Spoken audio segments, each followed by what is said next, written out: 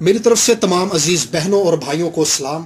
आज हम खुदा के पाक कलाम में से जिस बात पर गौर करेंगे वो है खुदा के साथ हम आहंगी। तो हम निकालेंगे ज़बूर की किताब और ज़बूर नंबर 27 पर गौर करेंगे। ज़बूर नंबर 27 और उसकी आयत नंबर 7। यहां पर लिखा है, तू मुझे रिहाई के नगमों से घेर लेगा। इससे पहले कि हम आगे बढ़े, मैं एक वाकया सुनाकर अपनी बात को आगे बढ़ाना चाहूंगा। किसी इलाके के अंदर एक चरवाहा था और वो चरवाहा भेड़ें चराने के साथ साथ वायलिन बजाने का भी बहुत शौकीन था। और भेड़ें चराते हुए वो एक दिन एक ऐसे इलाके में आ गया जो उसके घर से बहुत दूर था।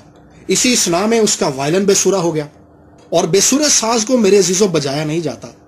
लेकिन वो इलाका जिसमें वो मौजूद था वो गैर इबाद इलाका था, यानी वो इलाका आबादी से बहुत दूर था। उस इलाके के अंदर कोई रहता नहीं था, इसीलिए उसके पास अब कोई जरिया नहीं था कि वो किसी तरह से अपने वायलिन को, अपने साज को फिर से सुर कर सके।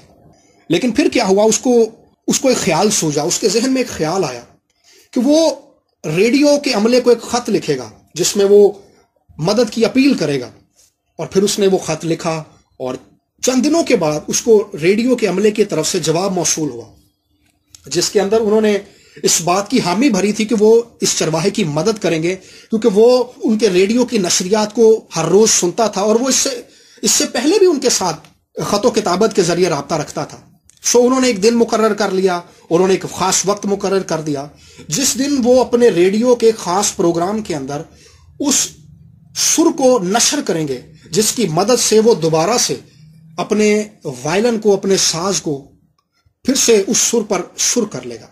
मेरे अजीज दोस्तों, जिस तरह साज को एक खास सुर के साथ मिलाने के लिए सुर के बजाए जाने की जरूरत है, इसी तरह से हमारी जिंदगी को खुदा के साथ हम आहंग रखने के लिए हर रोज खुदा की हजूरी में बैठकर उसके पाक कलाम के साथ वक्त गुजारने की जरूरत है।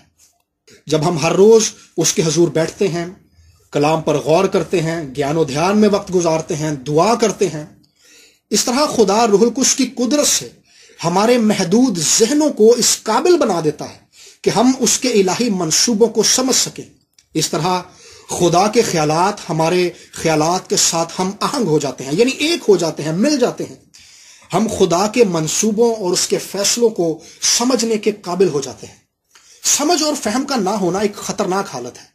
होशिया की किताब और उसके 4 बाब की 6 आयत के अंदर खुदावंद उस नबी के वसीला से फरमाता है कि मेरे लोग अदम मार्फत की वजह से हलाक हुए, यानी मेरे लोग जहालत के अंदर घिरे हुए हैं। मेरे लोगों को इस बात की समझ नहीं है, सच और झूठ की पहचान नहीं है, गलत और सही की पहचान नहीं है, इनमें समझ नहीं है, यानी वो जहालत के अंदर घिरे हुए हैं, वो सच से बहुत दूर हैं, वो इस काबिल ही नहीं है कि वो सच की पहचान पा सकें, वो सच को समझ सकें और सच पर चल सकें। और खुदा ने कहा कि ये हलाकत की वजह है उनकी।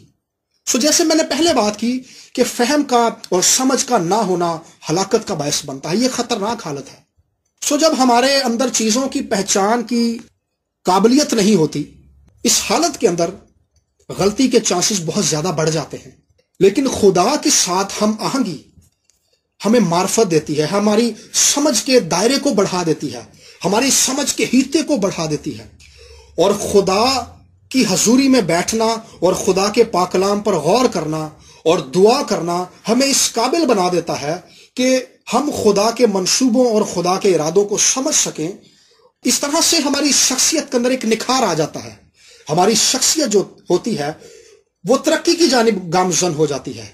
हमारी शख्सियत के अंदर तब्दीली आती है, हमारी गुफ्तगू के अंदर तब्दीली आती है, हमारे चाल चलन के अंदर तब्दीली आती है। जब हम लोगों से बातचीत करते हैं तो हमारी बातचीत से लोगों को बहुत सारी चीजों की समझ आने लगती है, लोगों को पाक कलाम की समझ आने लगती है, लोगों को इस बात की समझ आने लगती है कि वो अपने मसाइल से किस तरह से निकल सकते हैं। हम उनके मसाइल को सुनने के बाद हम उन्हें बड़ी आसानी से उसका हल भी बता देते हैं।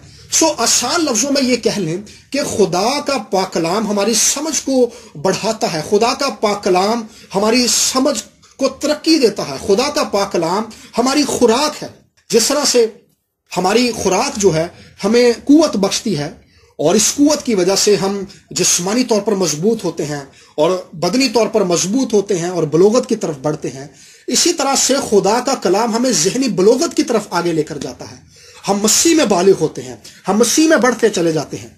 لیکن جب ہم پاک کلام نہیں پڑھتے، جب ہم دعا نہیں کرتے، جب ہم غور و خوض نہیں کرتے، پھر ہم خدا کے ذات کے ساتھ، خدا کے کلام کے ساتھ، خدا کے پاک روح کے ساتھ ہم آہنگ بھی نہیں ہوتے، اور یہ چیز ہمیں جہالت کی طرف لے کر جاتی ہے۔ لیکن میرے عزیزو، میں آج آپ کو اس بات کے لیے ابھاروں گا کہ ہم نے اپنی بدنی ترقی کے ساتھ ساتھ، ہم نے اپنی معاشی ترقی کے ساتھ ساتھ، ہم نے اپنی خاندانی ترقی کے ساتھ ساتھ، ہم نے اپنی روحانی سمجھ اور روحانی بلوغت کی طرف بھی غور کرنا ہے کہ کیا ہم روحانی بلوغت کی طرف بڑھ رہے ہیں۔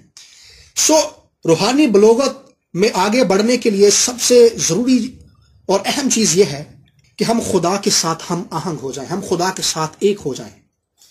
آئیے آج سے ہم خداوند سے کہیں گے کہ وہ ہمیں اپنے ساتھ ہم آہنگ کر لے، جیسے یسوع نے خدا باپ سے درخواست کی تھی، اور یوحنا کی انجیل کی 17 باب کی 22 آیت کے اندر یسوع مسیح نے کہا تھا خدا باپ سے کہ وہ ایک ہوں جیسے ہم ایک ہیں۔ یعنی میرے عزیزو، جیسے یسوع مسیح باپ کے ساتھ ایک ہے، وہ چاہتا ہے کہ ہم بھی اس کے وسیلہ سے باپ کے ساتھ ایک ہو جائیں، ہماری سوچ ایک ہو جائے، اور ہم اس زمین پر جہالت کے اندر سے نکل کر فہم کے اندر داخل ہو جائیں، ہم چیزوں کو بہتر طور پر سمجھنے لگیں، ہم حالات کو بہتر طور پر سمجھنے کے قابل ہو جائیں، ہم اپنے ارد گرد رونما ہو رہے واقعات کو بہتر طور پر سمجھ سکیں، تاکہ ہماری زندگی جو ہے ترقی کی جانب گامزن ہو سکے۔